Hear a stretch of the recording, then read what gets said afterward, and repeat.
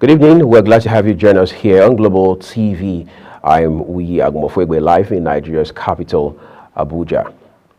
After a screening process that lasted more than 2 hours, the Nigerian Senate has confirmed the nomination of service chiefs in Nigeria. This followed the screening of the top brass by upper chamber. The president had, in a letter read on Monday on the floor of the Senate, requested that the red chamber confirm the service chiefs.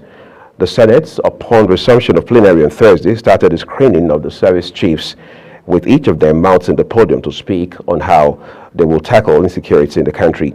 The service chiefs confirmed Major General C.G. Musa, Chief of Defense Staff; Major General T.A. Lagbaja, Chief of Army Staff; Rear Admiral E.A. Ogada, Chief of Naval Staff; AVM H.B. Abubakar, Chief of Air Staff; IGP Kayode Egbetako, Acting Inspector General of Police; Major General E.P.A. Ujandeye, Chief of Defense Intelligence.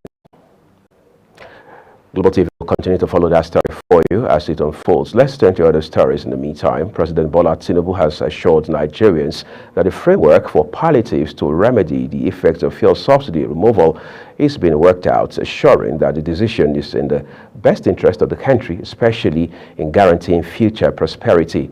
The president, who received 18 governors who served with him, class of 1999, at the presidential villa, appealed for more patience from Nigerians, while the government will increase efforts, speed up the process, and ensure a foolproof social security structure that will not be compromised, especially in cash transfer. Prince Adegoke has details for us.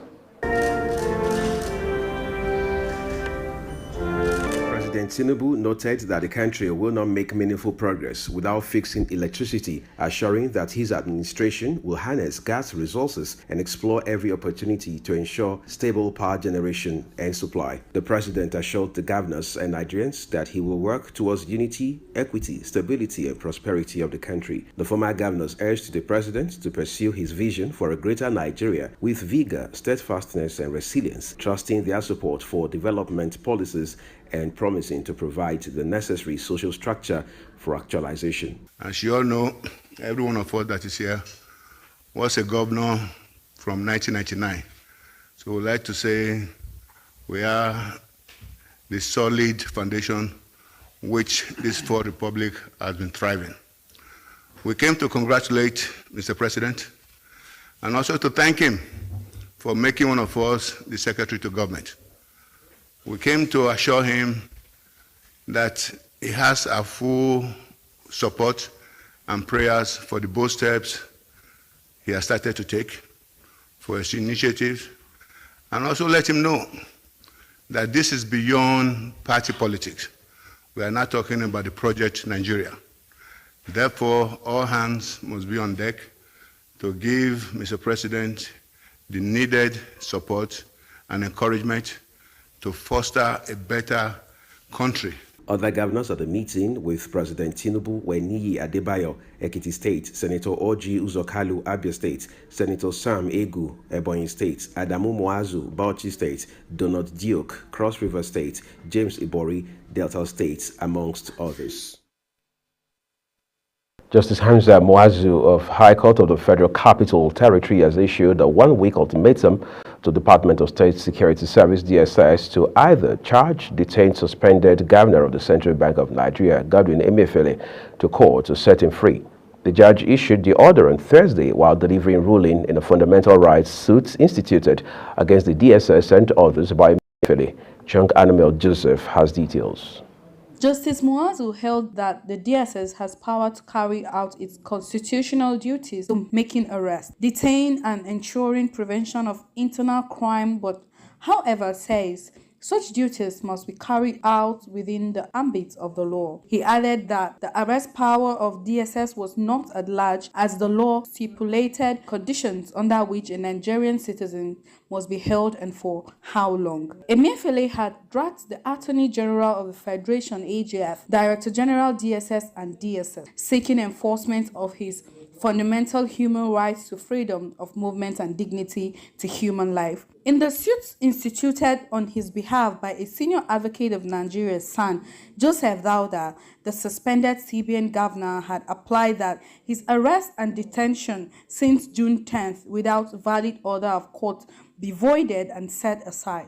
The continued detention is unlawful in the sense that no charge has been brought, and it is wrong for an organization of that nature to keep somebody in detention and be looking for evidence with which to charge him to court. So I think our judiciary is on the right track. 7 days have been given to the DSS to either charge him to court or release him on administrative bail. We expect him to be released on administrative bail today as we speak. Emefiele demanded a compensation of 5 million naira as exemplary damages for his alleged unlawful detention. Chung Anamel Joseph, Global TV News. A Federal High Court, Abuja, on Thursday dismissed fundamental rights enforcement suit filed by Nnamdi Kanu, leader of the proscribed indigenous people of Biafra, IPOB, against the Department of State Service, DSS. Justice James Omotosho, in a judgment, held that Kanu's suit lacked merit and ought to be dismissed. In the suit, the IPOB leader alleged that the DSS had subjected him to a wide range of inhuman treatments, including denying him his right to wear any clothes of his choice, like the Igbo traditional attire called Isiagu, while their facility or any other time he appeared in court for his trial. He alleged that the security outfit, while allowing other inmates in their custody the freedom to choose what to wear, any clothes of their choice, he was restricted to wearing only single clothing. The applicant also accused the DSS of subjecting him to torture, breaching his rights to dignity, among others. He therefore sought an order directing the respondents to allow him put on any clothing of his choice while in the facility or when appearing in public, among the other reliefs. Let's take a look at other stories for you quickly now. The Nigerian Senator has decried the vast states of the Benin-Auchi-Lokoja road, linking the southeast and south-south states to the northern parts of the country. The upper chamber of the National Assembly urged President Bola Tinubu as a matter of urgency to mobilize contractors to site and stem further deploration of the states of Benin-Auchi-Lokoja road. Kikelamo Okere has more. The Senate's resolutions were contained in a motion sponsored by Senator Adams Oshimole, who said the deplorable state of Benin-Auchi-Lokoja Road has forced smaller vehicles to opt for longer alternative routes through Ondo State in order to avoid gridlocks caused by failed portion of the road. Considering the current high cost of living that Nigerians are already grappling with, worried that the deplorable state of the road has caused damage to properties and led to the death of numerous innocent commuters through accidents, including the one that Mr. President had to issue a condolence message, people who were wasted on that road, I believe about 2 weeks ago. Also worried that the road passes through the sites of 2 major economic zones, 2 major cement factories in Okbela, in Edo State, which attracts heavy-duty vehicular movement 24 hours of the day throughout the year, making it very strategic route for the country's socio-economic development. Accordingly, our prayers that the Senate urge Mr. President of the Federal Republic of Nigeria to grant approval for the augmentation of costs on the road through the Federal Ministry of Works and Housing. Other lawmakers in their contribution to the motion expressed concern at the slow pace on the road, adding that there are certain portions of the road have failed completely and became a nightmare to motorists. That particular road we are talking about is also the gateway to Delta State. It's a gateway to the northern part of Nigeria, going through Delta, through Auchi, down to Lokoja. So I think that it is something this House has to look at dispassionately and urge the various agencies to take up remedial action on that road. And to say that, yes, indeed, I have seen the long queue of trailers on that road and shown on television, not just the man-hour wasted, but the adverse effect on the economy of the nation. And And the situation is so bad that it is not something that you call on FEMA. FEMA cannot handle this. So the main contract is something that we must encourage. Thank you for bringing this to the fore. And I hope the Committee on Legislative Compliance will definitely move into action to ensure that the motion we have just taken and the prayers here approved by the Nigerian Senate are actually adhered to. Consequently, the upper chamber asked the Ministry of Works and Housing to come up with a plan to settle all lingering issues bordering on the dualization of the road with contractors and also review the terms and conditions of the contract to meet current reality of inflation. Kike Lomo Okere, Global Television News, Abuja. Some breaking report just coming through to Global Television now says that President Bola Ahmed Tinubu has declared the state of emergency on food security with immediate effect. We'll track that story for you continually here on Global Television. Let's take a look at what's happening elsewhere. The Nigeria Labour Congress and the Trade Union Congress have railed against the 500 billion naira palliative proposed by President Bola Tinubu, stating that it is grossly inadequate to assuage the hardships confronting workers equal to the fuel subsidy removal. They are demanding a 300% salary increase to enable workers cope with the challenges imposed by the deteriorating economic situation that came with the removal of the controversial fuel subsidy. The president had announced that the petrol subsidy removal during his inaugural address on May 29, 2023, in response to claims that the subsidy regime favored the rich more than the average Nigerians, among other reasons. Anxiety has risen over President Bola Ahmed Tinubu's choice of ministerial appointment slots for Rivers State. Major stakeholders of the All Progressives Congress, APC, in the state say only efforts made by ex-governor Nyesom Wike during the February 25 presidential election is recognized, noting that others are trying to reap where they didn't sow. The stakeholders, led by a former chief of staff to the Rivers State government and stalwarts of the party, Tony Okocha, also urged Tinubu to concede the ministerial appointment of Rivers State to Wike, insisting that the former governor was instrumental to Tinubu's victory. Judith Peters has the rest of the reports. Former Chief of Staff to the Rivers State government, Tony Okocha, urged the Rivers State's 2023 governorship candidate of the Social Democratic Party, SDP, Magnus Abe, to stop misleading Nigerians with claims that he worked for Tinubu's victory, saying he, Abe, and ex-governor of Rivers State, Chibuike Amechi, disappeared when they were more needed.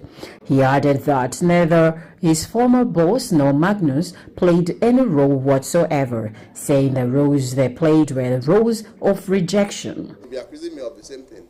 Immediately after the 25th February election, that all the system in APC coalesced with us to deliver Tinubu in Rivers State. We felt that it was in keeping with the law of reciprocity.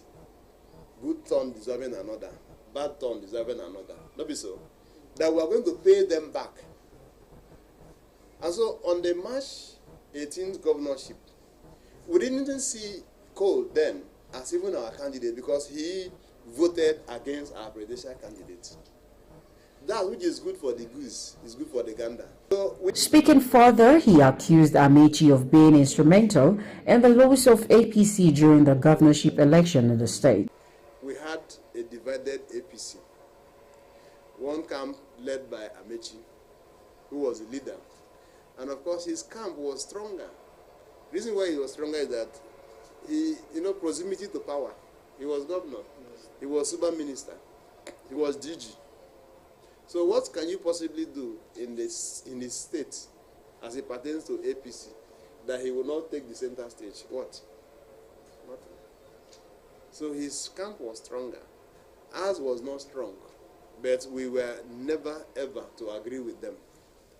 On our own side of the APC, Magnus Abe was our leader. This is the polarization of the APC in Rivers State. It tells you, with 300 persons, I will win election in Rivers State. Who does that? That's the other one about anti-party. Wike's anti-party, if you call it anti-party, was legitimate and was official. It was public. He was not alone. You are aware of what they call the G5 governors. Please, I'm sure you know that there is none of those 5 states that the PDP won. I'm sure you know so. As the jostle for ministerial list reaches the home stretch, there are strong indications that no fewer than 5 former governors will feature in the president's list of nominees that is heading to the Senate for approval between now and next week. The Group Chief Executive Officer of the Nigerian National Petroleum Company Limited, NNPCL, Malam Melekhiari, has called stakeholders in the oil and gas industry to be on the lookout as the nation's oil company will be putting up some of its assets for sale. The CEO of NNPCL made the call at the ongoing Nigerian Oil and Gas Energy Week conference. Kikelemo Okere has more.